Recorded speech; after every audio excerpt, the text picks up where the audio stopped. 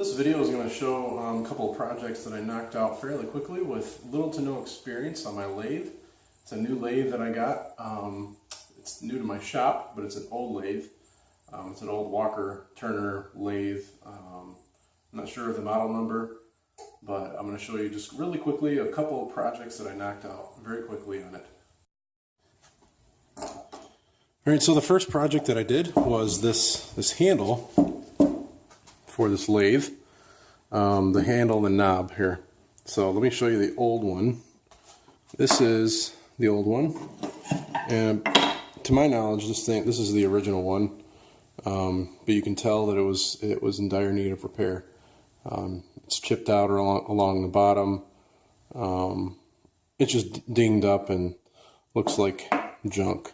This one was a replacement one that I made. Quite different than the original, but all I did with the original, I don't even know where the original one is, but it's the same finish and stuff on it.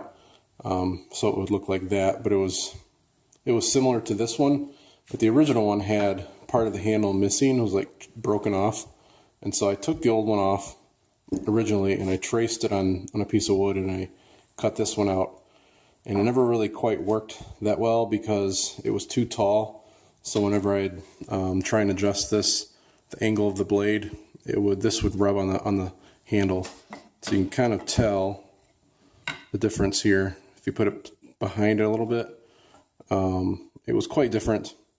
A lot bigger. Kind of looks like a bunny, profile of a bunny if you look at it.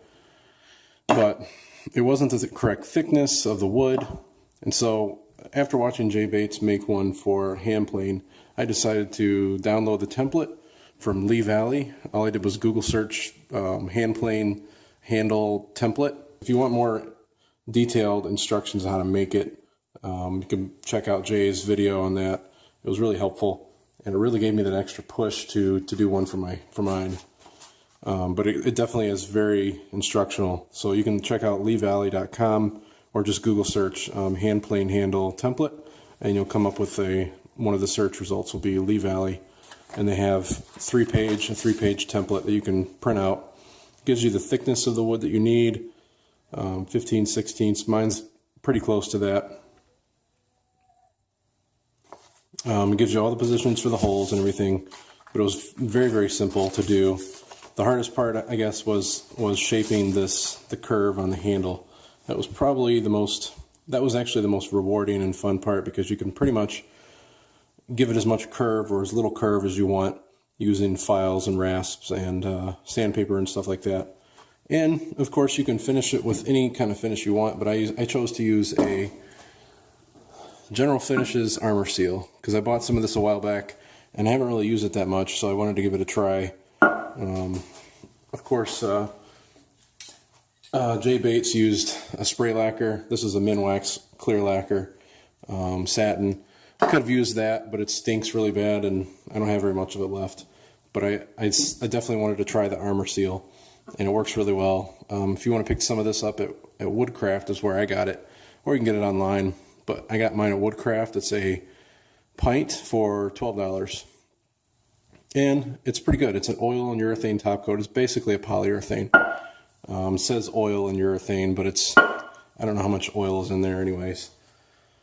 But it definitely takes 12 to 24 hours for one coat to cure. And I put one thin coat on this handle, and then I sanded it with 400 grit. And then after I did that, I put a thicker coat on, sort of with a foam brush, and that seemed to give it a thicker shine. This one I put, I think, 3 or 4 coats on it while it was still on the lathe with this. And then when I cut it off, I had to put some on the top here, and I didn't put any on the bottom. So that's the first project I did, and I'm very, very happy and pleased with that. Couldn't be more happy with it. So, second project I did, I just finished this one up. I didn't put any finish on it yet. It is a screwdriver, long flathead screwdriver that, let me show you really quickly. This was what was left over from the handle. I cut it out. I cut around it as close as I could to the steel itself on my bandsaw, and then I just took a hacksaw and cut down to where I could just pry this off of there.